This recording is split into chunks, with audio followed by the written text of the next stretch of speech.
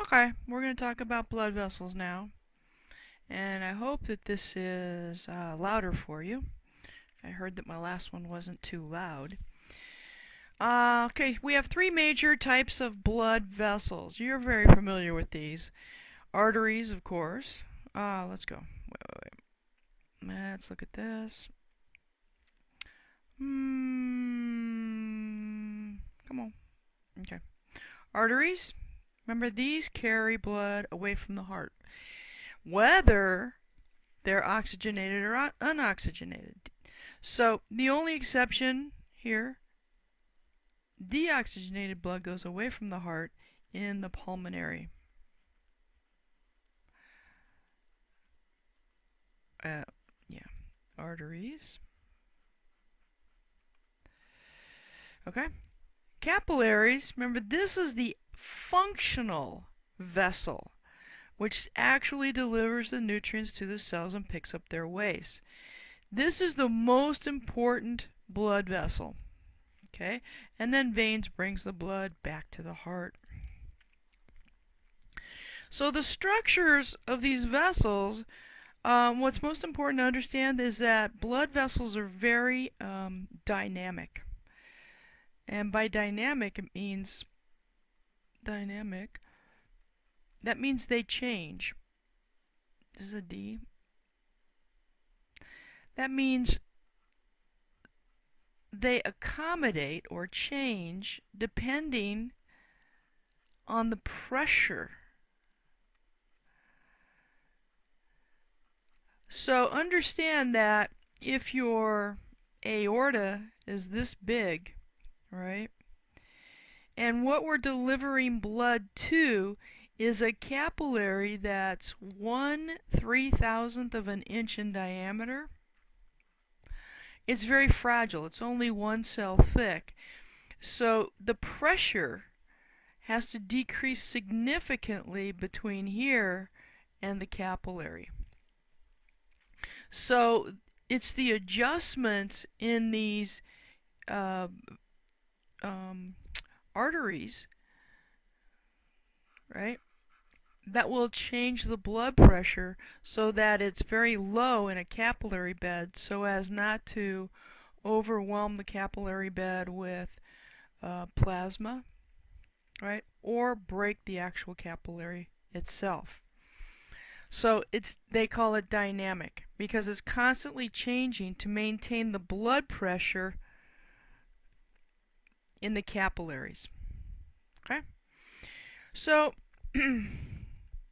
blood vessels have layers, and the layers are called tunics. Tunica, it also means layer. Okay? Or lamina, sometimes they're called lamina. So the tunica intima, this is the deepest layer, and it's composed of simple squamous epithelium, as we know, and it's called endothelium. You've heard that word before. Okay? The tunica media is a sheet of smooth muscle. Remember, it's dynamic, so for this to be dynamic, it has to have muscle in it that can contract and raise the blood pressure. So the contraction we call vasoconstriction, and the relaxation we call vasodilation. Even though it says vaso, that just means vessel. It doesn't mean vein. It actually means artery in this case. And then the outside layer, the tunica externa, this is connective tissue. The lumen is the hole. Okay? This is the blood-filled space of a blood vessel. So here's what it looks like. The tunica intima, the inside, is endothelium. Right, here's endothelium. This is one cell, this is another cell, so it's a single layer of cells. Then you're going to have the subendothelial layer. Remember, we have basement membrane here. You're not responsible for that, but remember from our epithelial tissue, it does have basement membrane. And then we have the subendothelial layer, which I think is basement membrane and maybe a little bit of connective tissue. And then there's an internal elastic membrane. So this is elastic here. So that helps to maintain when the heart beats, the aorta will expand, and this elastic membrane is what brings it back down to its normal shape. So it expands and then it can contract, not with muscles, but with elasticity. So that's the tunica intima. All I care is that you know these three tunics and that you know the endothelium. So endothelials, this is a cellular layer, right? So when it gets damaged, it repairs itself. And in that repairing process, it can involve an inflammatory response, which can then cause some type of obstruction in this lumen. Okay? So the tunica media, this is going to be smooth muscle and elastic fibers. Again, elastic fibers. So here's the muscle here, and here's another layer of elastic tissue. And then in the external layer is just collagen. And the vasa vasorum is the actual blood vessels to the muscle tissue and the endothelial tissue. Okay? Vasa vasorum, that means the blood vessel that feeds the blood vessel, basically. So know this. I will definitely ask this on the exam. Okay? So here's the artery over here, and then it branches. It's going to branch into smaller and smaller and smaller and smaller and smaller and smaller and smaller and smaller arteries. And then finally, right here, we're going to call this an arteriole. Okay, this is just prior to a capillary bed. This is a capillary bed. If you'll notice here, a capillary is one cell thick and it's got basement membrane. And that's all. That's all there is. So it's so thin that you can see through it. And also a red blood cell, right, is also 1/3000th of an inch. So it's that big in there. Sometimes they have to bend to get through. Sorry. So here the arteriole goes here. So this is the arterial side of the capillary bed. This is where the nutrients will exchange, and this is the venous side. So this is picking up the carbon dioxide and delivering the oxygen. So the color is going to change, but it's very slight. So now we're going to have deoxygenated blood. This is the venule, V-E-N-U-L-E. And then we're going to go back into the vein, and the vein has the same layers as the arteries, except that the muscular layer is going to be smaller. Oops, sorry. Smooth muscle. Right.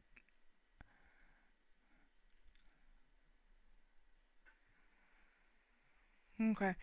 Basically, veins don't really have this muscular layer right here. It has a tunica media. So this is pointing to actually the tunica intima. So the tunica media would be here. This is mismarked. Okay, so that's not there. And the externa is here. Okay, and the other thing that's in veins that's not in arteries are these valves. These are check valves here, and obviously they're made of endothelial tissue. The blood comes through, and if it can't get all the way up, it's going to pool behind these valves and not be able to come down. If this was your leg, for example, and you were just standing for a long time, this blood would pool here. And the weight of the blood in these valves can pull these valves apart, and that's when we get varicose veins. V-A-R-I-C-O-S-E.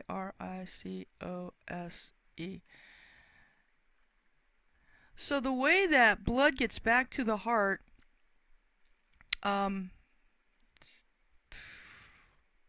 basement membrane. That's weird. The way the blood gets back to the heart is that the muscles around it will contract. Right? So these are leg muscles. When these contract, it squeezes this and it pushes the blood upwards, and then these check valves keep it from going back down. That's the basic way that the blood gets back to the heart. So here's the difference between, now this is a dead person. So an artery, you can see, because it has the elastin and the muscular layer, it maintains its shape. Whereas a vein, which doesn't have that, collapses.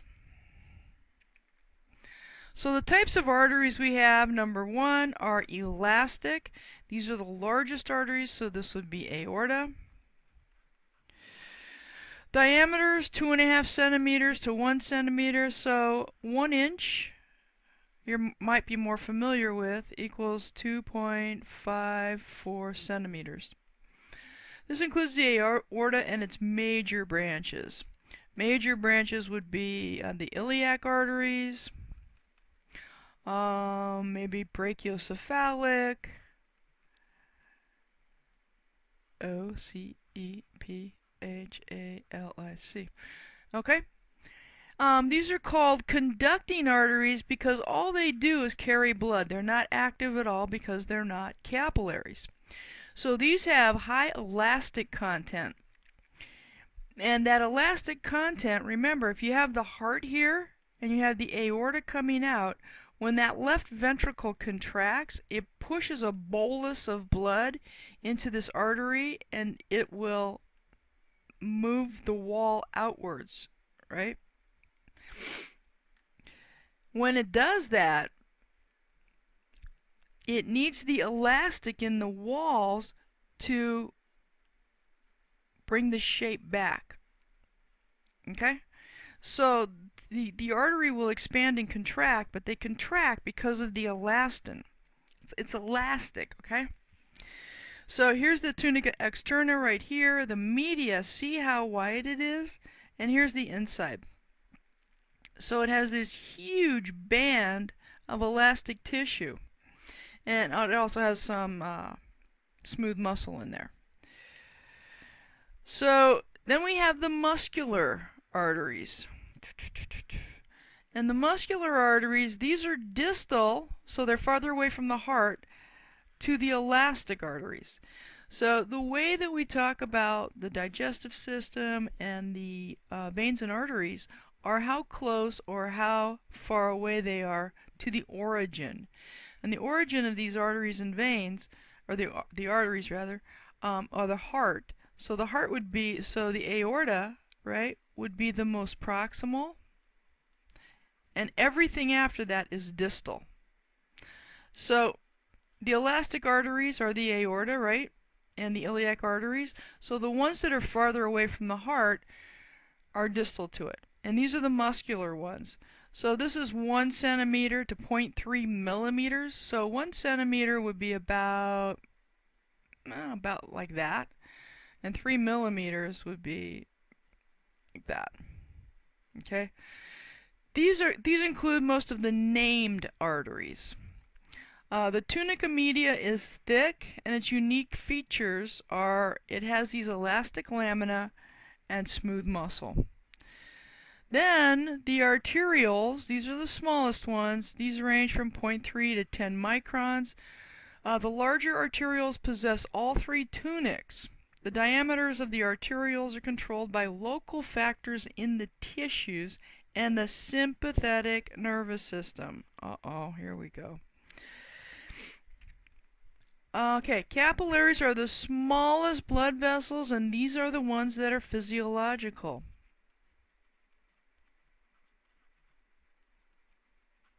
Okay, this is where the action happens, right here. These are very small. This is about 1/3000th of an inch. Red blood cells pass through single file, and there are different types of capillaries. There are continuous capillaries, and these are the most common. Things pass in and out by diffusion, like O2 and CO2, and small, that's a K. maybe calcium, maybe chloride, maybe sodium, small ions. And then there are intercellular clefts. And these are spaces. And large molecules can just squeeze out. Also, water can squeeze out or it can diffuse out. Then there are fenestrated capillaries, and these have what they call windows. It's just really holes. And these are found in the kidneys, in the intestines, and the endocrine glands. Remember that. Great test question. Then we have sinusoids. These are wide, leaky capillaries. They follow a twisted path and they have wide and narrow areas. These are useful when exchange of large materials is necessary, such as in the bone marrow and the spleen and some lymphoid tissue.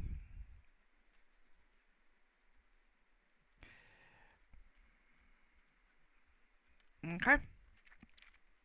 So here's a red blood cell right here. Here's another one, and this is a capillary. You can see the capillary is narrower than this red blood cell. If you put the red blood cell this direction, it would be like that. So they have to squeeze through. So that's why these have a very elastic nature. They can bend and twist. And then these are the cells that are getting the nutrients from this, and this is the endothelium.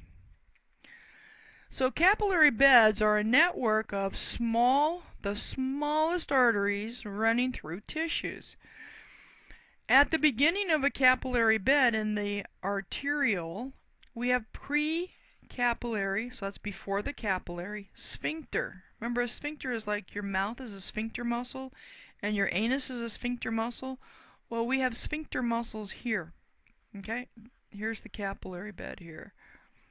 There's a sphincter right here which can open or close and allow blood flow in or stop it.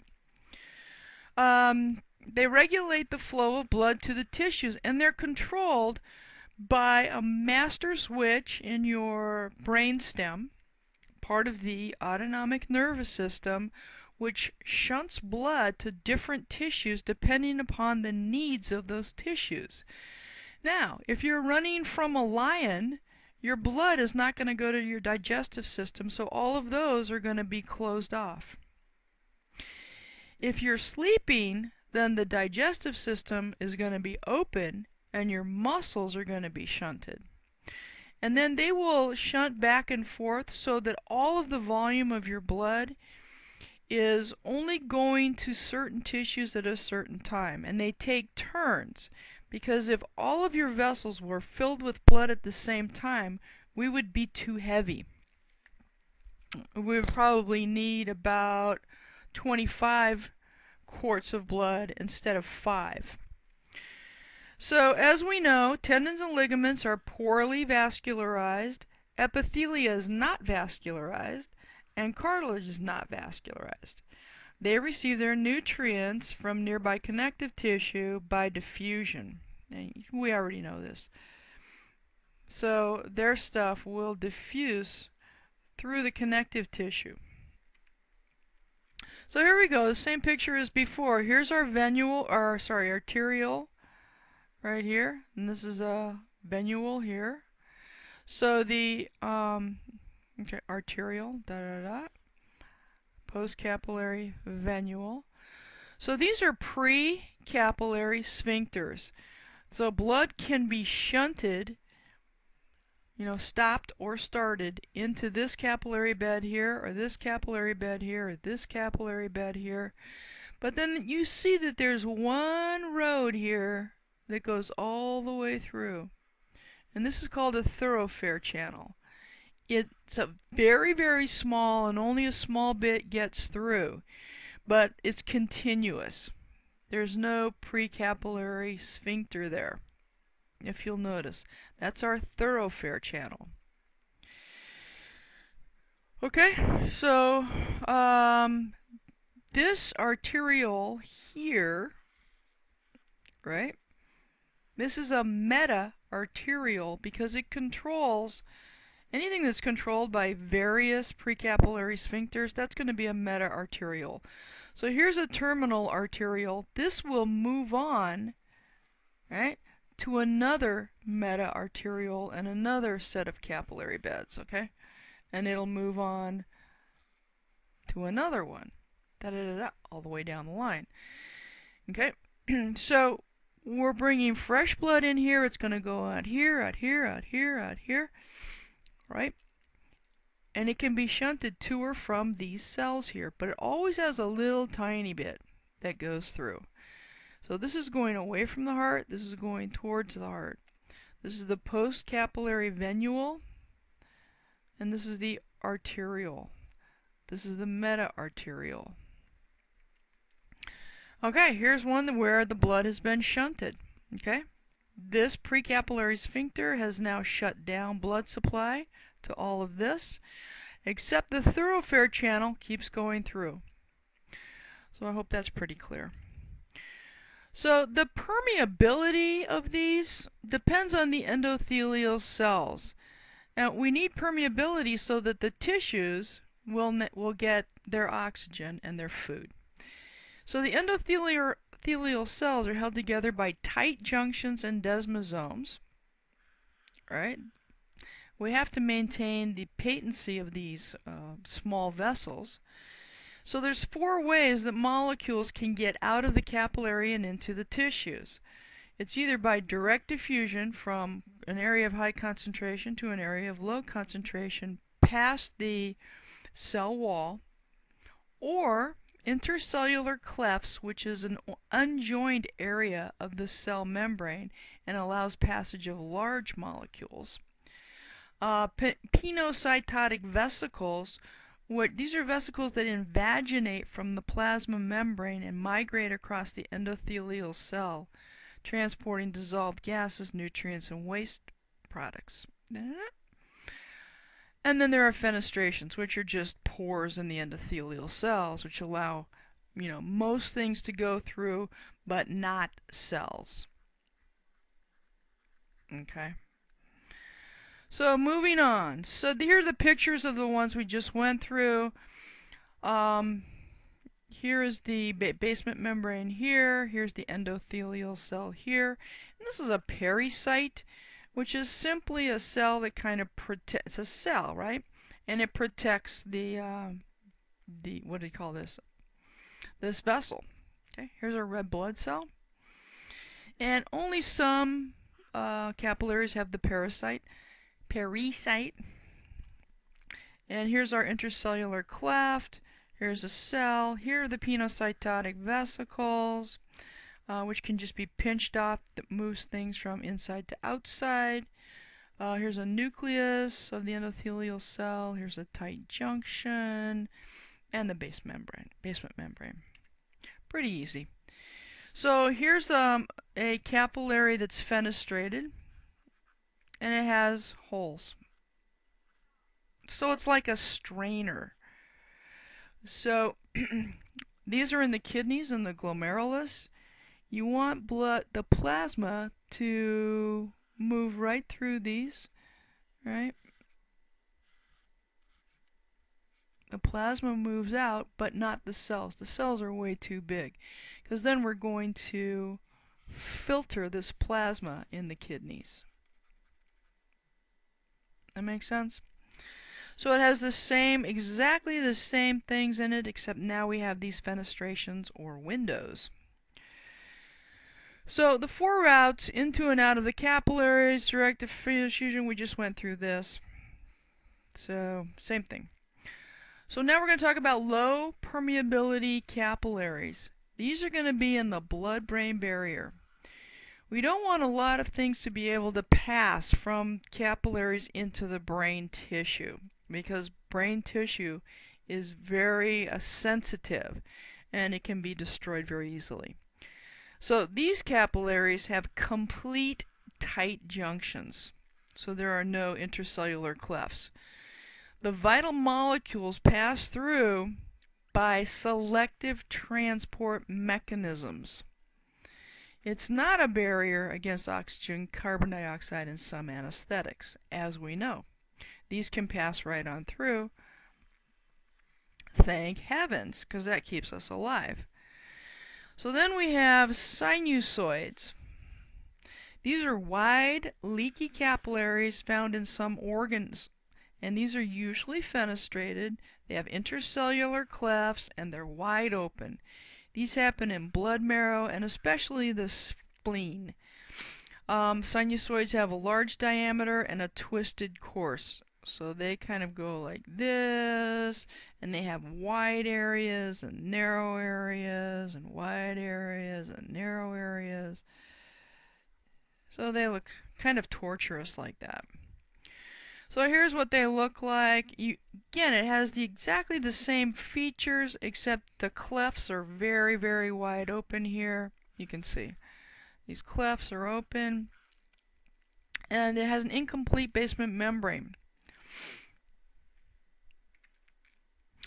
Now we're going to move to the venous side. These conduct blood from the capillaries towards the heart.